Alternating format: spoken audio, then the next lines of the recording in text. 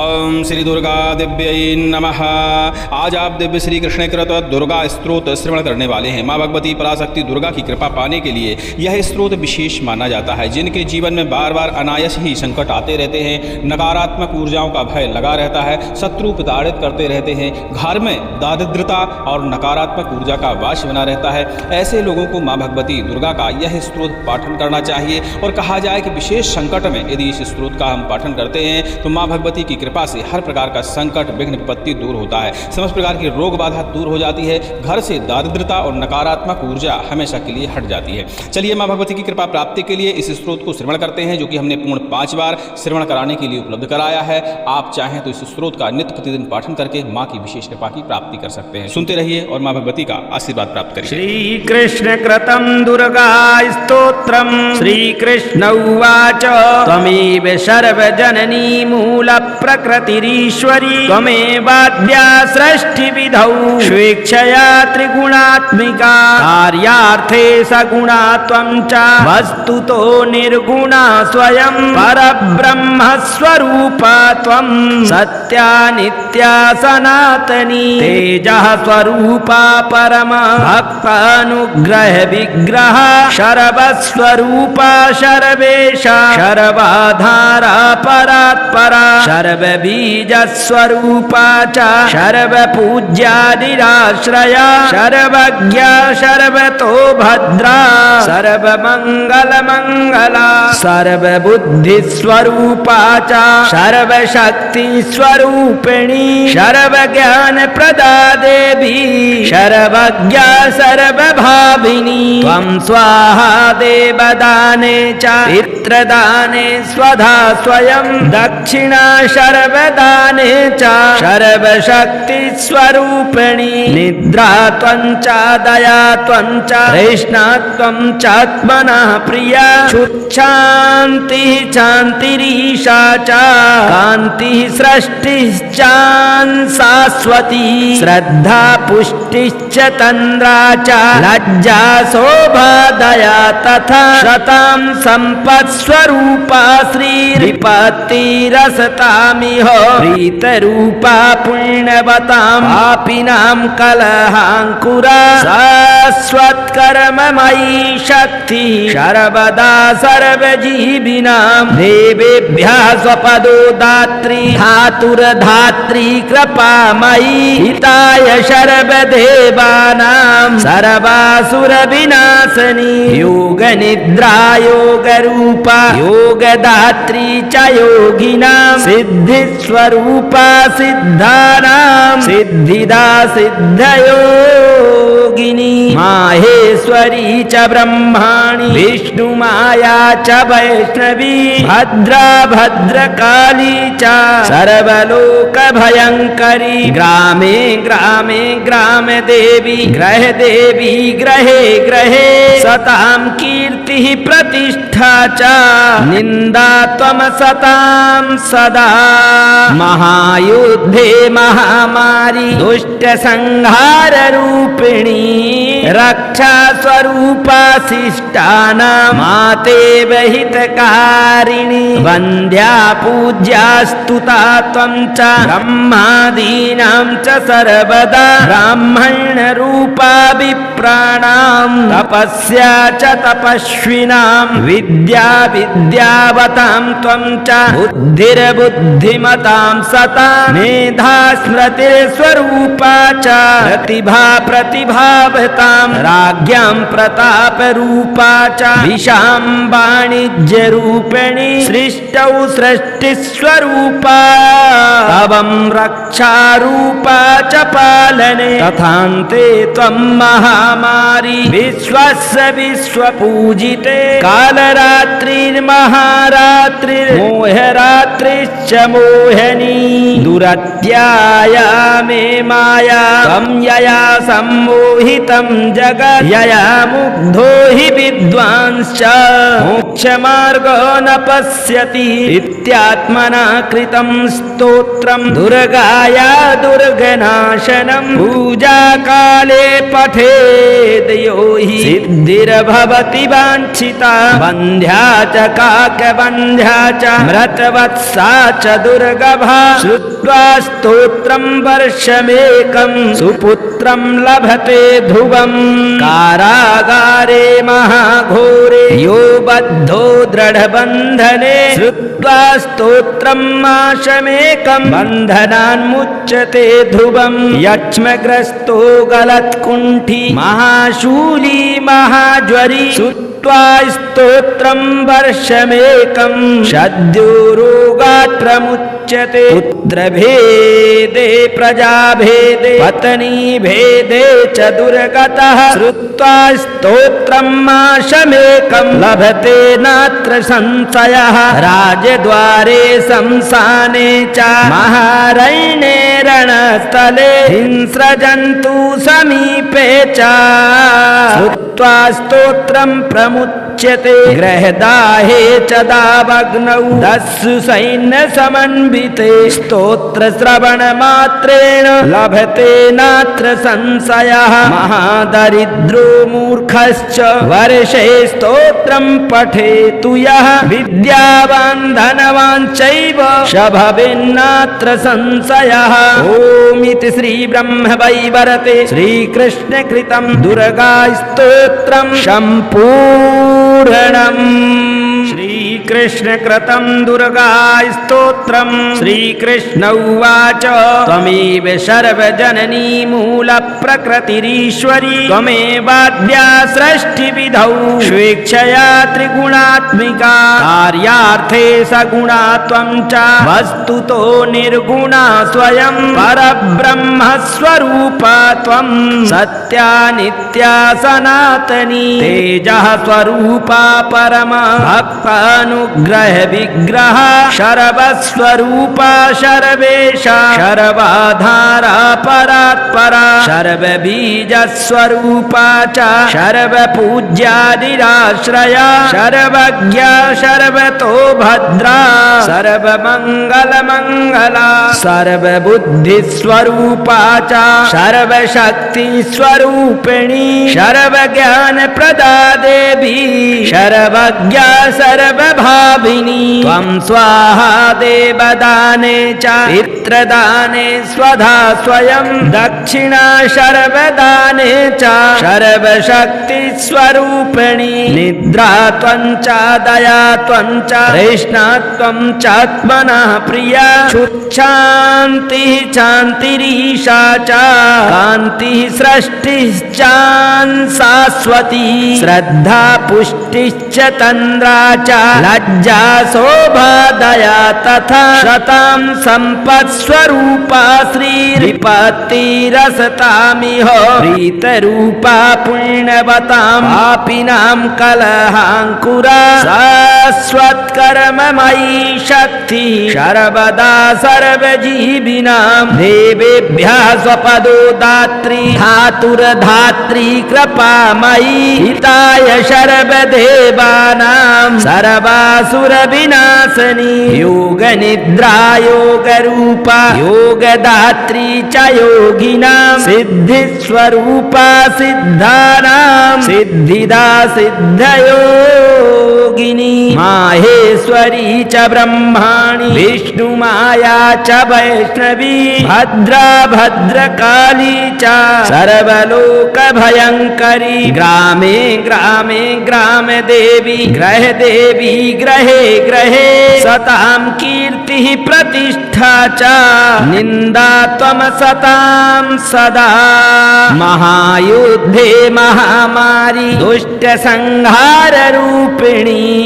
रक्षा स्वरूपा शिष्टानां मातेव हितकारिणी वन्द्या पूज्या स्तुता त्वं च ब्रह्मादीनां च सर्वदा ब्राह्मणरूपा विप्राणां तपस्या च तपस्विनां विद्या विद्यावतां त्वं च बुद्धिर्बुद्धिमतां सता मेधा स्मृतिस्वरूपा च प्रतिभा प्रतिभावतां राज्ञां प्रतापरूपा च विशां वाणिज्यरूपिणी सृष्टौ सृष्टिस्वरूपा तवं रक्षारूपा च पालने तथान्ते त्वं महामारी विश्वस्य विश्वपूजिते कालरात्रिर्महारात्रिर्मोहरात्रिश्च मोहिनी दुरत्याया मे माया त्वं यया सम्मोहितं जगत् यया मुग्धो हि विद्वांश्च मोक्षमार्गो न पश्यति इत्यात्मना कृतं स्तोत्रं दुर्गाया दुर्गनाशनं पूजाकाले पठेद् यो हि सिद्धिर्भवति वाञ्छिता बन्ध्या च काकबन्ध्या च मृतवत्सा च दुर्गभा श्रुत्वा स्तोत्रं वर्षमेकं सुपुत्रं लभते ध्रुवम् कारागारे महाघोरे यो बद्धो दृढबन्धने श्रुत्वा स्तोत्रं माशमेकं बन्धनान्मुच्यते ध्रुवम् यक्ष्मग्रस्तो गलत्कुण्ठी महाशूली महाज्वरी श्रुत्वा स्तोत्रं वर्षमेकं सद्यो रोगात् प्रमुच्यते पुत्रभेदे प्रजाभेदे पत्नीभेदे च दुर्गतः श्रुत्वा स्तोत्रं माशमेकं लभते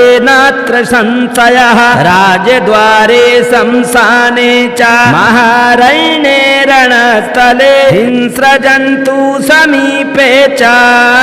श्रुत्वा स्तोत्रं प्रमुच्यते गृहदाहे च दावग्नौ दस्यु सैन्यसमन्विते स्तोत्रश्रवणमात्रेण लभते नात्र संशयः महादरिद्रो मूर्खश्च वर्षे स्तोत्रं पठेतु यः विद्यावान् धनवान् चैव स भवेन्नात्र संशयः ओमिति श्रीब्रह्मवैवर्ते श्रीकृष्णकृतं दुर्गास्तोत्रं सम्पूर्णम् श्रीकृष्णकृतं दुर्गास्तोत्रं श्रीकृष्ण उवाच त्वमेव सर्वजननी मूलप्रकृतिरीश्वरी त्वमेवाद्या सृष्टिविधौ स्वेच्छया त्रिगुणात्मिका कार्यार्थे सगुणा त्वं च वस्तुतो निर्गुणा स्वयं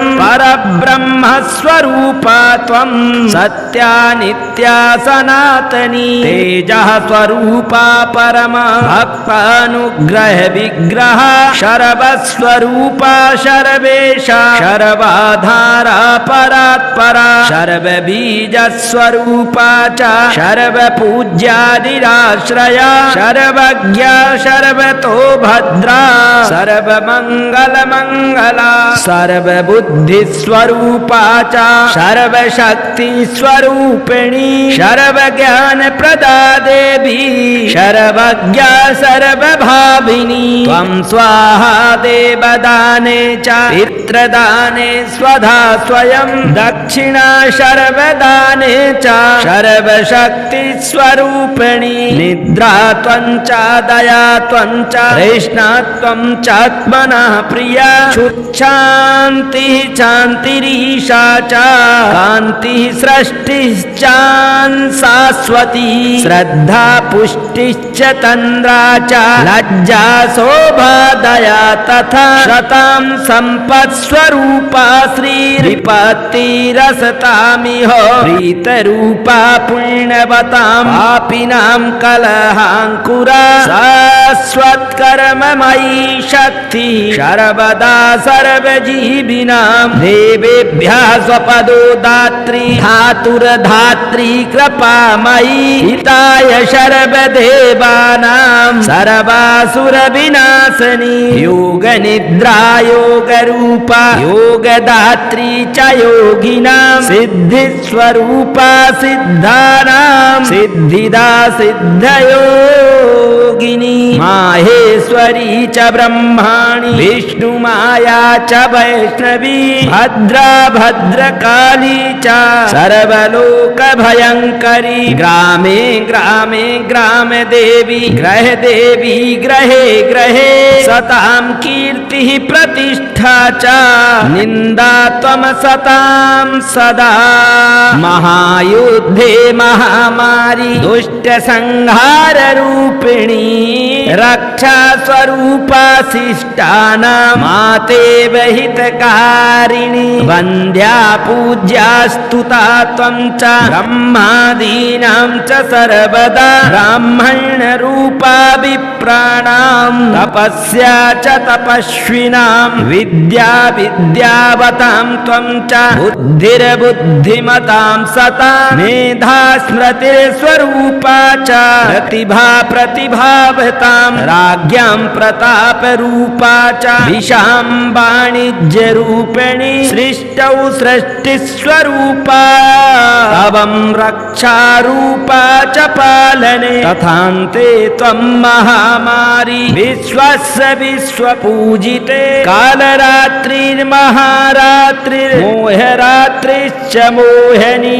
दुरत्याया मे माया त्वं यया सम्मोहितं जगत् यया मुग्धो हि विद्वांश्च मोक्षमार्गो न पश्यति इत्यात्मना कृतं स्तोत्रं दुर्गाया दुर्गनाशनं पूजाकाले पठेद् यो हि सिद्धिर्भवति वाञ्छिता बन्ध्या च काकबन्ध्या च मृतवत्सा च दुर्गभा श्रुत्वा स्तोत्रं वर्षमेकं सुपुत्रं लभते ध्रुवम् कारागारे महाघोरे यो बद्धो दृढबन्धने श्रुत्वा स्तोत्रं माशमेकं बन्धनान्मुच्यते ध्रुवम् यक्ष्मग्रस्तो गलत्कुण्ठी महाशूली महाज्वरी श्रुत्वा स्तोत्रं वर्षमेकं सद्यो रोगात् प्रमुच्यते पुत्रभेदे प्रजाभेदे पत्नीभेदे च दुर्गतः श्रुत्वा स्तोत्रं माशमेकं लभते नात्र संशयः राजद्वारे शंसाने च महारण्ये रणस्थले हिंस्रजन्तु समीपे च श्रुत्वा स्तोत्रं प्रमुच्यते गृहदाहे च दावग्नौ दस्यु सैन्यसमन्विते स्तोत्रश्रवणमात्रेण लभते नात्र संशयः महादरिद्रो मूर्खश्च वर्षे स्तोत्रं पठेतु यः विद्यावान् धनवान् चैव शभवेन्नात्र संशयः ओमिति श्रीब्रह्मवैवर्ते श्रीकृष्णकृतं दुर्गास्तोत्रं सम्पूर्णम् श्रीकृष्णकृतं दुर्गास्तोत्रं श्रीकृष्ण उवाच त्वमेव सर्वजननी मूलप्रकृतिरीश्वरी त्वमेवाद्या सृष्टिविधौ स्वेच्छया त्रिगुणात्मिका कार्यार्थे सगुणा त्वं च वस्तुतो निर्गुणा स्वयं परब्रह्मस्वरूपा त्वं सत्या नित्या सनातनी तेजः स्वरूपा परमा भक्तानुग्रह विग्रह सर्वस्वरूपा सर्वेशा सर्वाधारा परात्परा सर्वबीजस्वरूपा च सर्वपूज्यादिराश्रया सर्वज्ञा सर्वतो भद्रा सर्वमङ्गलमङ्गला सर्वबुद्धिस्वरूपा च सर्वशक्तिस्वरूपिणी सर्वज्ञानप्रदा देवी सर्वज्ञा सर्वभाविनी त्वं स्वाहा देवदाने च पितृदाने स्वधा स्वयं दक्षिणा सर्वदाने च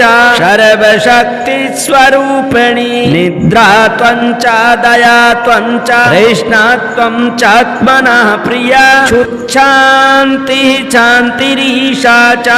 कान्तिः सृष्टिश्चान् शाश्वती श्रद्धा पुष्टिश्च तन्द्रा च लज्जा शोभा दया तथा शतां सम्पत्स्वरूपा श्रीरिपत्तिरसतामिह प्रीतरूपा पुण्यवतां पापिनां कलहाङ्कुरा शाश्वत्कर्ममयी शक्ति सर्वदा सर्वजीविनां देवेभ्यः स्वपदो दात्री धातुर्धात्री कृपामयी हिताय सर्वदेवानां सर्वासुरविनाशिनी योगनिद्रा योगरूपा योगदात्री च योगिनां सिद्धिस्वरूपा सिद्धानां सिद्धिदा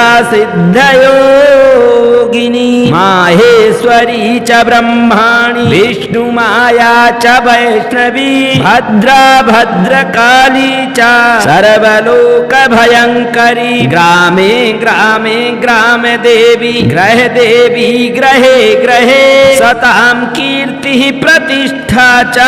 निन्दा त्वं सतां सदा महायुद्धे महामारी दुष्टसंहार रूपिणी रक्षा स्वरूपा शिष्टानां मातेव हितकारिणी वन्द्या पूज्या स्तुता त्वं च ब्रह्मादीनां च सर्वदा ब्राह्मण रूपा विप्राणां तपस्या च तपस्विनां विद्या विद्यावतां त्वं च बुद्धिर्बुद्धिमतां सता मेधा स्मृतिस्वरूपा च प्रतिभा प्रतिभावतां राज्ञां प्रतापरूपा च दिशां वाणिज्यरूपिणी सृष्टौ सृष्टिस्वरूपा अवं रक्षारूपा च पालने तथान्ते त्वं महामारी विश्वस्य विश्वपूजिते कालरात्रिर्महारात्रिर्मोहरात्रिश्च मोहिनी दुरत्याया मे माया त्वं यया सम्मोहितं जगत् यया मुग्धो हि विद्वांश्च मोक्षमार्गो न पश्यति इत्यात्मना कृतं स्तोत्रं दुर्गाया दुर्गनाशनं पूजाकाले पठेद् यो हि सिद्धिर्भवति वाञ्छिता बन्ध्या च काकबन्ध्या च मृतवत्सा च दुर्गभा श्रुत्वा स्तोत्रं वर्षमेकं सुपुत्रं लभते ध्रुवं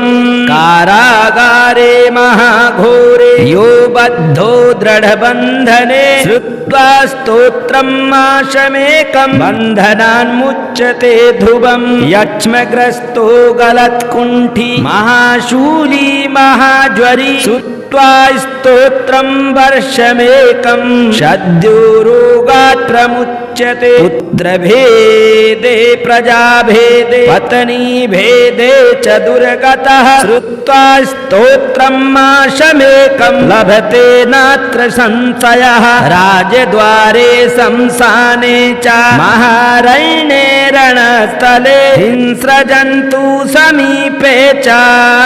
श्रुत्वा स्तोत्रं प्रमुच्यते गृहदाहे च दावग्नौ दस्यु सैन्यसमन्विते स्तोत्रश्रवणमात्रेण लभते नात्र संशयः महादरिद्रो मूर्खश्च वर्षे स्तोत्रं पठेतु यः विद्यावान् धनवान् चैव शभवेन्नात्र संशयः ओमिति श्रीब्रह्मवैवर्ते श्रीकृष्णकृतं दुर्गास्तोत्रं सम्पूर्णम् श्रीकृष्णकृतं दुर्गास्तोत्रं श्रीकृष्ण उवाच त्वमेव सर्वजननी मूलप्रकृतिरीश्वरी त्वमेवाद्या सृष्टिविधौ स्वेच्छया त्रिगुणात्मिका कार्यार्थे सगुणा त्वं च वस्तुतो निर्गुणा स्वयं परब्रह्मस्वरूपा त्वं सत्या नित्या सनातनी तेजः स्वरूपा परमा भक्ता सर्वानुग्रह विग्रह सर्वस्वरूपा सर्वेशा सर्वाधारा परात्परा सर्वबीजस्वरूपा च सर्वपूज्यादिराश्रया सर्वज्ञा सर्वतो भद्रा सर्वमङ्गलमङ्गला सर्वबुद्धिस्वरूपा च सर्वशक्तिस्वरूपिणी सर्वज्ञानप्रदा देवी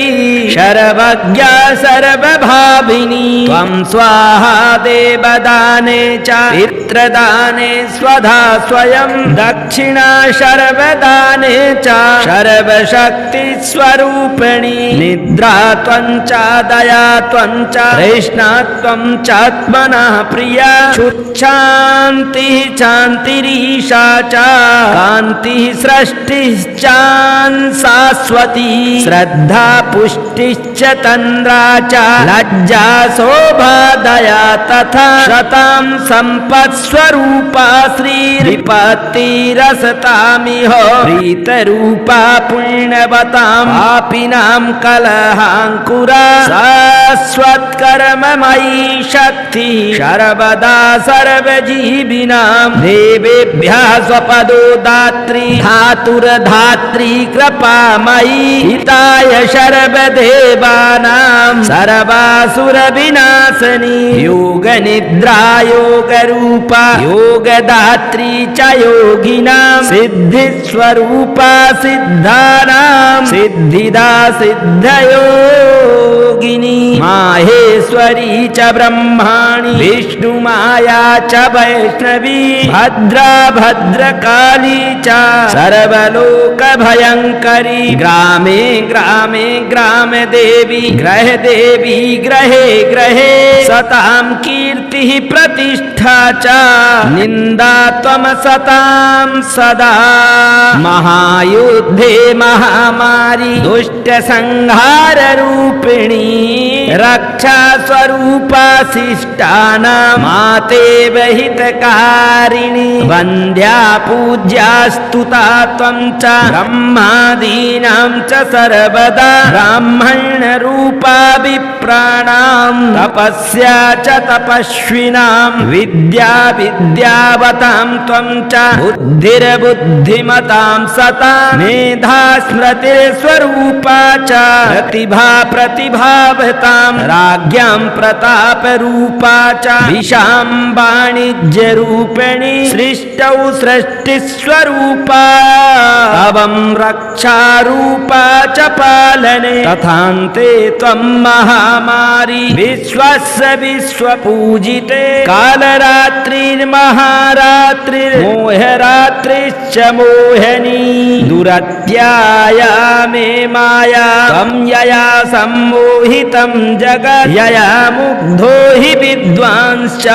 मोक्षमार्गो न पश्यति इत्यात्मना कृतं स्तोत्रं दुर्गाया दुर्गनाशनं पूजाकाले पठेद् यो हि सिद्धिर्भवति वाञ्छिता बन्ध्या च काकबन्ध्या च मृतवत्सा च दुर्गभा श्रुत्वा स्तोत्रं वर्षमेकं सुपुत्रं लभते ध्रुवं कारागारे महाघोरे यो बद्धो दृढबन्धने श्रुत्वा स्तोत्रं माशमेकं बन्धनान्मुच्यते ध्रुवं यक्ष्मग्रस्तो गलत्कुण्ठी महाशूली महाज्वरी श्रुत्वा स्तोत्रं वर्षमेकं सद्यो रोगात् प्रमुच्यते पुत्रभेदे प्रजाभेदे पत्नीभेदे च दुर्गतः श्रुत्वा स्तोत्रं माशमेकं लभते नात्र संशयः राजद्वारे शंसाने च महारण्ये रणस्थले हिंस्रजन्तु समीपे च श्रुत्वा स्तोत्रं प्रमुच्यते मुच्यते ग्रहदाहे च दावग्नौ तस्सु सैन्यसमन्विते स्तोत्रश्रवणमात्रेण लभते नात्र संशयः महादरिद्रो मूर्खश्च वर्षे स्तोत्रं पठेतु यः विद्यावान् धनवान् चैव स भवेन्नात्र संशयः। ॐ इति श्रीब्रह्मवैवर्ते श्रीकृष्णकृतं दुर्गास्तोत्रं सम्पूर्णम्।